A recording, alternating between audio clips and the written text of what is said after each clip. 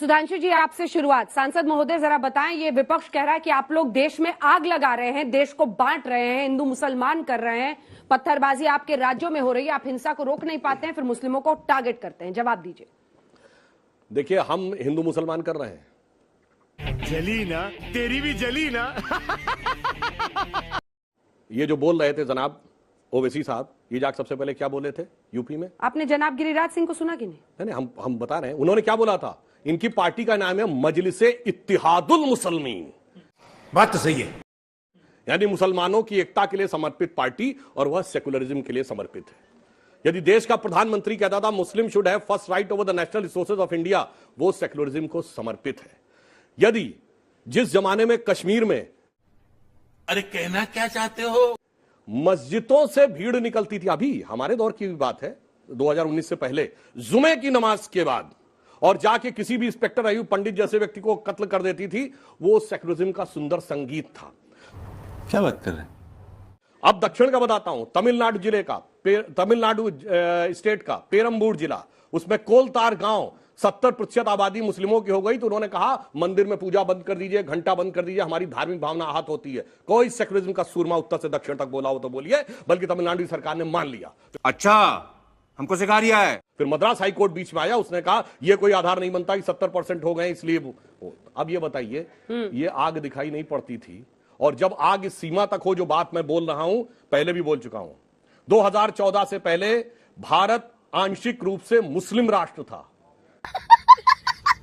क्योंकि अगर ऐसा नहीं है तो मैं चैलेंज करके पूछ रहा हूं, एक नॉन मुस्लिम स्टेट बताइए जहां शरिया के प्रावधान को कॉन्स्टिट्यूशनल सैंक्टिटी प्राप्त हो।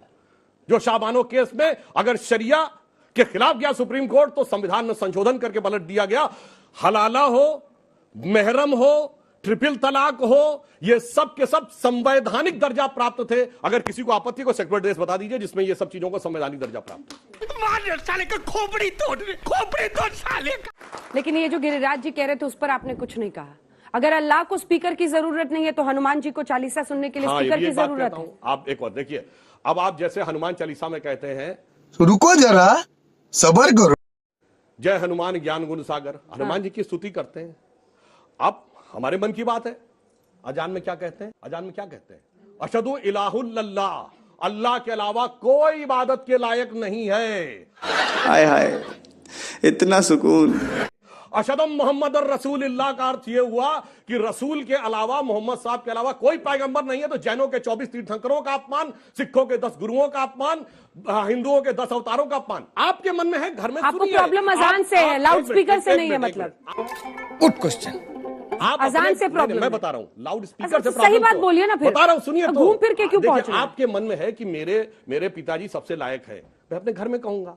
अब आप ये कहें कि मैं दुनिया भर को सुनाऊंगा, मतलब बाकी के नालायक हैं, तो इस बात से प्रॉब्लम है। और अभी तो रुको, क्लाइमैक्स अभी बाकी है।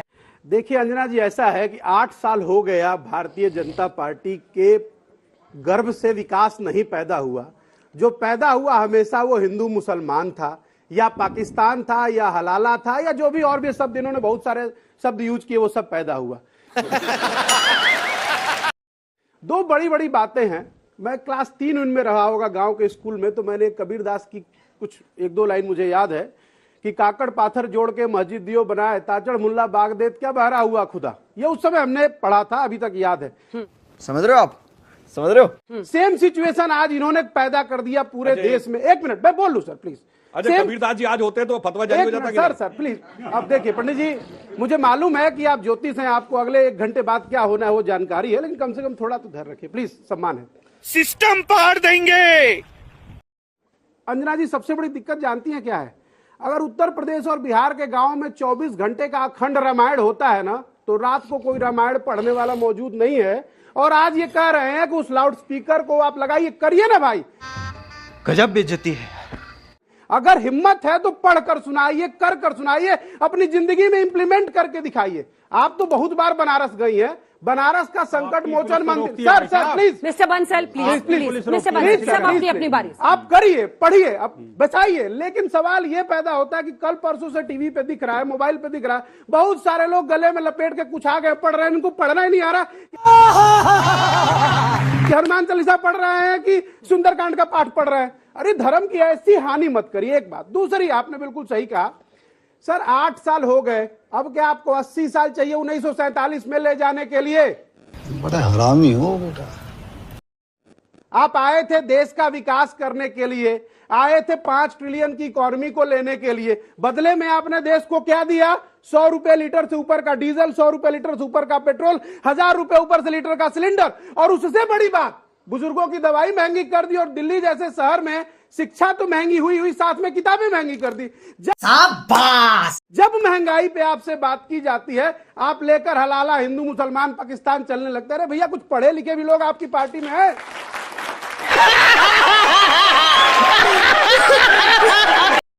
24 घंटे घिसा पिटा टेप चला रहे हैं। अरे इससे आगे बढ़िए। एक तरफ प्रधानमंत्री गरीबों को, अल्पसंख्यकों को, उनकी बेटियों को स्कॉलरशिप भी देते हैं और उनके लिए प्रधानमंत्री आवास योजना में घर भी बनाते हैं। दूसरी तरफ कानून को ठेंगा दिखा के आपके मंत्री, आपके मुख्यमंत्री और आपके अधिकारी उसी प्रधानमंत्री आवास के घरों को तोड़ देते हैं। बड़े खतरनाक लोग हैं। ये बताइए कि प्रधानमंत्री जी ने बनाया था वो गलत था, या जो आप कर रहे हो कानून को हाथ में ठीक है, इस लेकर पर वो जवाब गलत लेंगे है? सुधांशु जी से। बंसल जी, घिसा पिटा टेप, वही स्क्रिप्ट, अगर 1 महीने पहले का भी शो उठा लें तो वही सब बोल रहे होंगे सुधांशु जी जो आज बोल रहे हैं।